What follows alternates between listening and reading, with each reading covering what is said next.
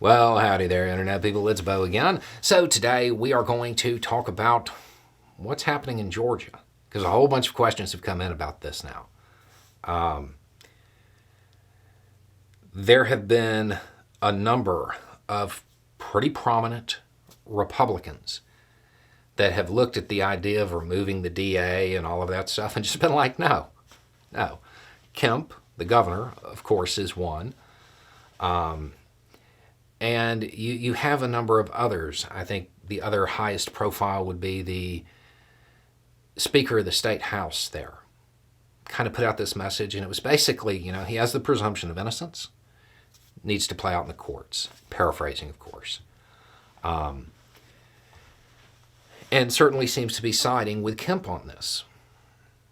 A bunch of questions have come in basically asking, wait, are all Georgia Republicans like Kemp?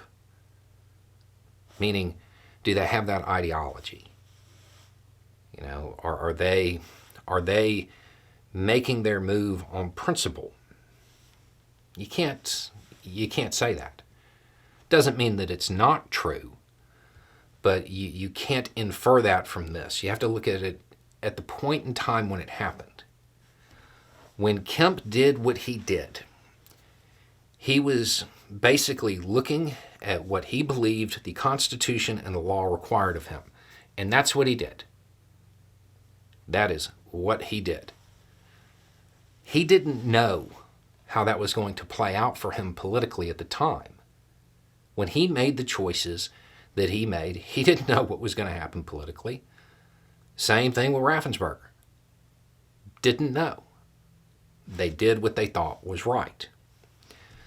Because they were acting with that huge unknown variable out there, you can infer a little bit about how they look at things.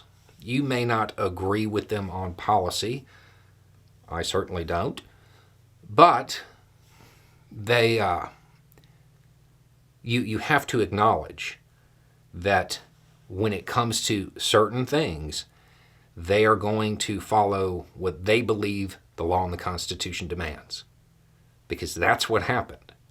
Regardless of anything else, you can't take that away from them. Is that true of the people today? The people who are making those moves today? Not really. With the people who are showing up now, it's way simpler than you might be making it. You have to assume two things. One, that anybody in office today who's making this kind of move, they won their election. That's a pretty safe assumption. The other is that Trump lost Georgia. What you have are a bunch of politicians who are refusing to tie themselves to a candidate who their voters rejected. That's it. You can't infer anything beyond that. In this case, it's good politics. You can't look at it and say, they're doing it because they believe in mom, apple pie, and the American way or whatever. In this case, that unknown, it's not unknown anymore. It isn't unknown. The voters who put them in office voted for them, and they didn't vote for Trump. Not in enough numbers for him to win. So, it is a wise political decision for them to be like, no, I'm not tying myself to this person. You can't infer anything beyond that. It's funny, y'all always, in the comments, y'all always accuse me of giving people the benefit of the doubt when they don't deserve it.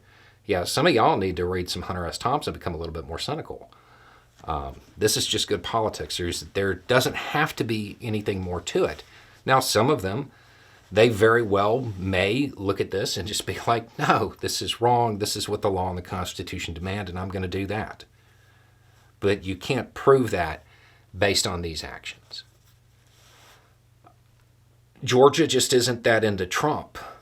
So a Republican politician refusing to back Trump to an extreme level I mean, it just makes sense politically. Doesn't have to have anything to do with ideology. It doesn't preclude ideology from being involved in it. But it isn't a guarantee. It's not like with Kemp. When all of that was going on, they didn't know how that was going to play out, and they didn't know how the voters would react to them. They do now. I mean, it's really that simple. It's just good political math. I wouldn't read too much into this.